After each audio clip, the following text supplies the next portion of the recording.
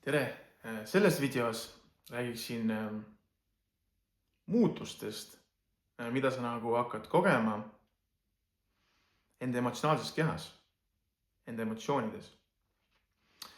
Kui sa nagu hakkad tööd tegema enda psüühikaga, hakkad kasutama vaikselt neid praktikaid või neid mingisuguseid abivahendeid, siis enda nii-öelda sisemise maailma korrastamise juures, siis sa võid nagu märgata seda, et sa võid muutuda emotsionaalsemaks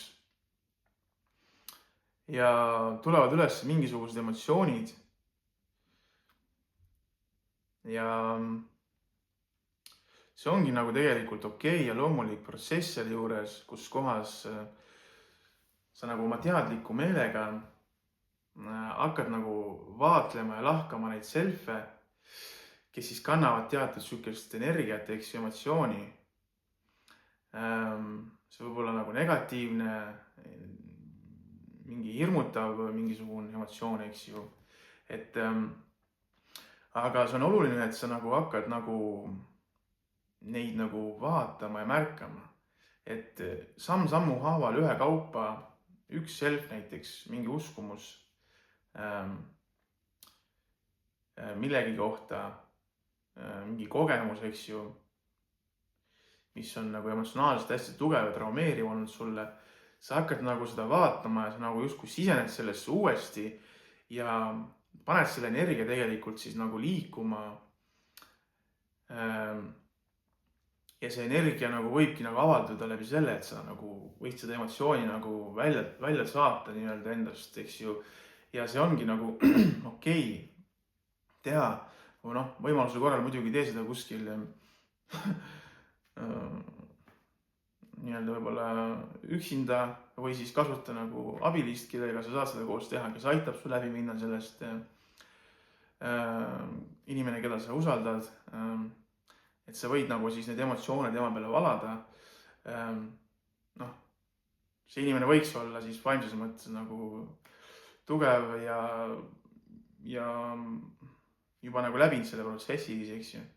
Siis ta saab nagu vabalt olla nagu toeks sulle sinu nagu selle etapi juures, kus sa oled läbimas ja muutumas läbimas seda nii-öelda emotsionaalset keha ja tehes tööd seal enda emotsioonidega.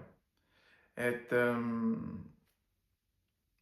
see on oluline panna selle nagu energia liikuma, sest üldjuhul on see nii, et sa oled nagu selle nagu pakinud selle kokku nii-öelda, et see on mingisugune kogemus, mida sa ei taha vaadata, mis on nagu ebamugav ja vastik, eks ju, siis energia nagu seisab seal ja ta põhimõtteliselt kogu aeg nagu on paigal ja ta nagu hoiab sind tagasi.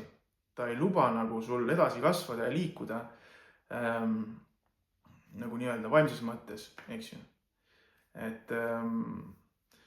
Ja see ongi nagu siis oluline selle juures, kus sa hakkad nagu neid nii-öelda selfe vaatama ja paned ja lased need nagu siis sellel energial uuesti liikuma hakata. Ja samas kasutades tööriistasid, kus sa nagu saad seda energiat transmuteerida, nii-öelda tõsta selle energia vibratsiooni.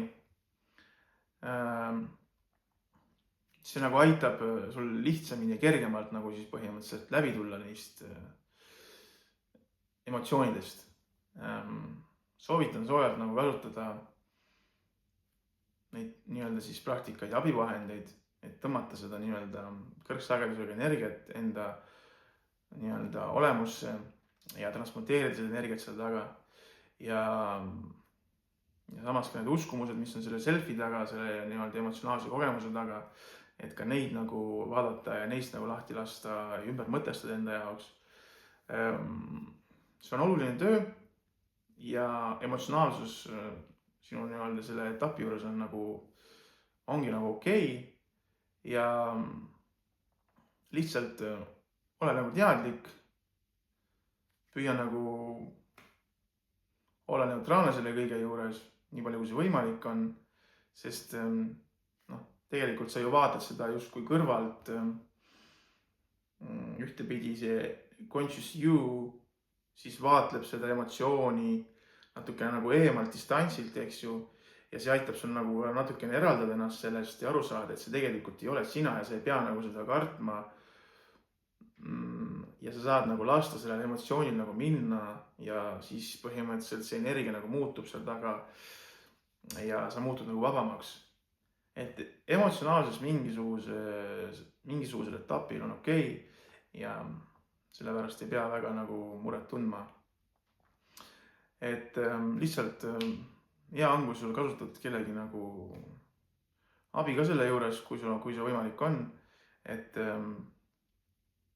ja nii palju siis emotsioonidest praeguseks, et muutustest sinust tuleb kindlasti midagi juurde veel, aga vaatame jooksvalt, kuidas ja mismoodi see kõik minema hakkab.